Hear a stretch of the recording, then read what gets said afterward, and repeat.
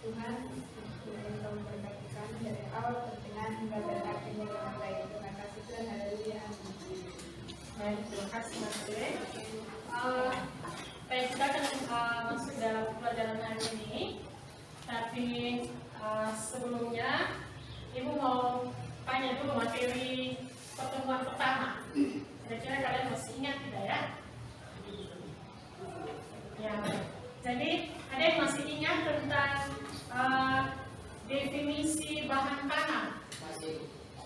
Ya, silakan. Bahan tanam adalah bagian tanaman yang ditanam dapat berupa benih, bibit, potongan batang, stek atau landu. Baik, terima kasih. Baik, jadi bahan tanam itu betul ya. Ada yang tidak masuk kali ini? Ada semua itu. Oh ya, baik. Oke. Kalau ada semua, kita bisa lanjutkan dalam pembelajarannya.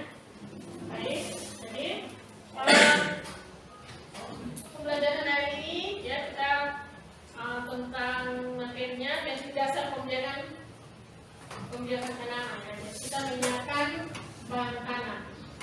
Ibu berharap setelah pembelajaran hari ini, setelah Ibu menyampaikan materi, kita akan masuk dalam praktek, ya, supaya kalian lebih paham tentang cara memilih bahan tanam yang baik, ya.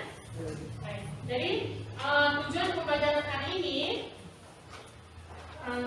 pertama itu, ya, diharapkan kalian itu memahami tentang apa itu pembiakan tanaman.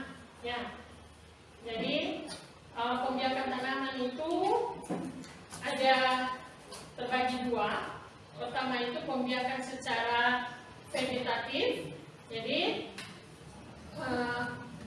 perkembangbiakan vegetatif itu secara tidak kawin pada tumbuhan. Itu terjadi dengan sendirinya, gitu ya. Kemudian yang kedua itu pembiakan tanaman secara generatif. Sebelum masuk di pembiakan tanaman secara generatif, pembiakan secara vegetatif, ada yang sudah paham?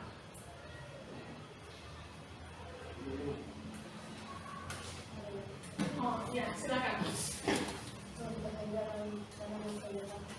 Oh ya, baik. Jadi Sri minta tentang contoh, Ibu berikan contoh pembiakan vegetatif. Jadi contoh ya, pembiakan vegetatif itu dengan spora, ya.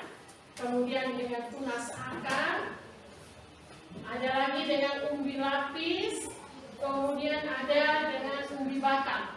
Ya, contoh ya, contoh itu kalau yang umbi itu seperti kentang, kemudian ubi, ya, di Jawa, ubi kayu, itu juga ya. Ya, baik. Kemudian kita masuk di pembiakan tanaman secara generatif. Ya. Jadi tadi Ibu sampaikan pembiakan tanaman secara generatif itu melalui penyerbukan, kemudian melalui konjugasi, kemudian ada isogami, yang ketiga anisogami. Ya, jadi persyaratan bibit yang baik, serta kualitas yang baik. Berikut informasikan.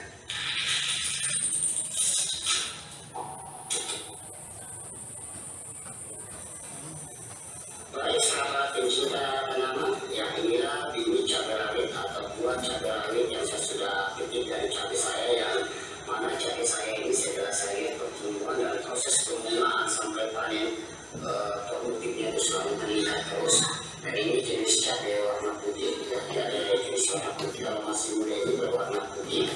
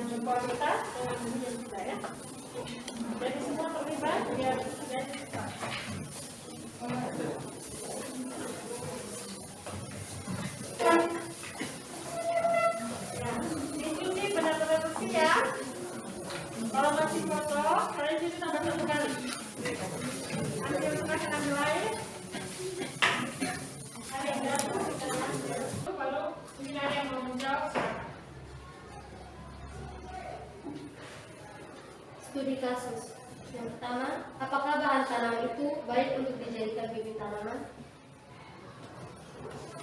Ya, yang kedua dulu pertanyaan kedua. Jika baik, jelaskan kriteria bahan tanam yang baik. Ya, baik. Kalau mau jawab silakan. Ya.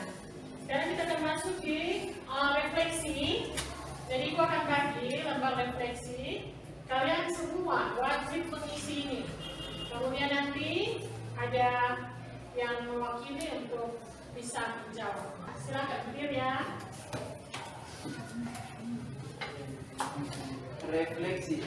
Ya. Kalian disukai Ya, coba buka masker saja. Sudah tidak praktek lagi, tidak usah pakai masker. Ya. Silakan. Yang kedua, hambatannya aku hadapi dalam sesi hari ini adalah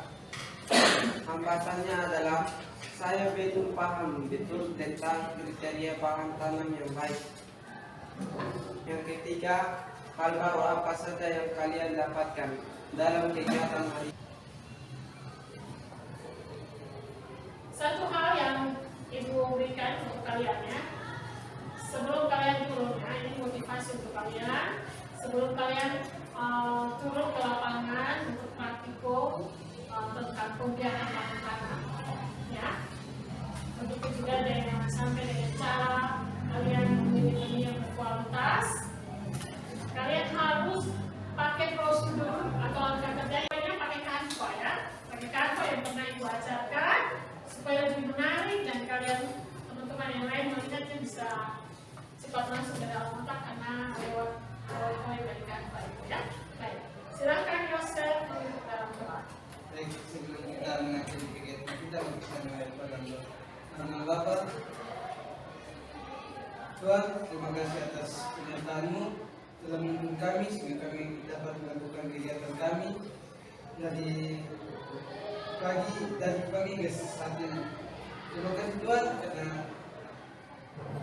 kami telah melewati semua kegiatan yang kami lakukan hari ini. Hari ini adalah hubungan kami sampaikan dan pendapat Yesus Tuhan kami.